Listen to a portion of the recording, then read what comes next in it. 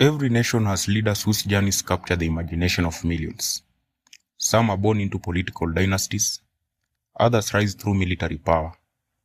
And then there are those who claim to have risen from humble beginnings through determination, education, and political ambition. William Samoei Ruto belongs to the third category. His story has inspired supporters, attracted fierce critics, and become one of the most debated political journeys in modern Kenya. From a village in Uasin Gishu County to the highest office in the country. His rise is one of the most remarkable stories in Kenyan politics. This is the story of William Ruto. William Ruto was born on December 21, 1966 in Uasin Gishu County. He grew up in a rural family where farming was part of everyday life. One of the best known stories about his early years is that he sold chickens by the roadside as a young man. Whether viewed as symbolism or biography, that story became central to his political identity. It reinforced the image of someone who understood the struggles of ordinary Kenyans. After primary and secondary school, he joined the University of Nairobi, where he studied botany and zoology. He later earned a postgraduate qualification in plant ecology. Ruto entered national politics during the 1990s. He was elected Member of Parliament for Eldoret North in 1997. Over the years, he held several senior government positions, including Minister for Agriculture and Minister for Higher Education. These roles increased his national profile and established him as one of Kenya's influential politicians.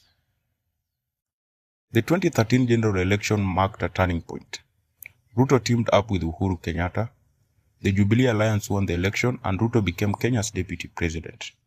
For nearly 10 years, he served in that role while helping oversee government programs and representing Kenya internationally. Toward the end of the administration, relations between Ruto and President Kenyatta deteriorated, creating one of the country's biggest political rivalries. Ahead of 2022 election, Ruto built his campaign around the idea of hustler nation. He argued that Kenya's economy should work for ordinary citizens, small businesses, and entrepreneurs. His campaign emphasized economic empowerment, job creation, and support for small enterprises. The message resonated with many voters. After a closely contested election, he was declared President of Kenya and was sworn into office on 13 September 2022. As President, Ruto has promoted policies focused on affordable housing, agriculture, digital services, manufacturing, and expanding Kenya's international partnership. His administration has also emphasized environmental initiatives, including tree planting and climate diplomacy, while seeking to strengthen Kenya's role in regional affairs. Like every modern presidency, Ruto's administration has faced significant challenges. Kenya has dealt with pressure from public debt, the rising cost of living, and the demands for economic reform. In 2024, the proposed tax increase in the finance bill triggered a nationwide protest. Following widespread demonstrations, President Ruto withdrew the bill.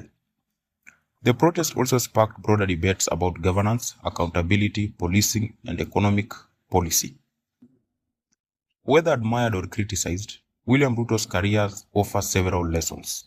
Persistence matters. Political alliances can shape history. Leadership brings difficult choices, and every major decision is judged by its impact on people's lives. William Ruto's journey from rural Kenya to the presidency is one of the country's most significant political stories. His supporters view him as a symbol of opportunity and determination. His critics question some of his policies and leadership decisions. Ultimately, how history remembers his presidency will depend on long-term outcomes of his policies and their impact on Kenya. Only time will determine his lasting legacy. Thank you for watching Chronicle Business.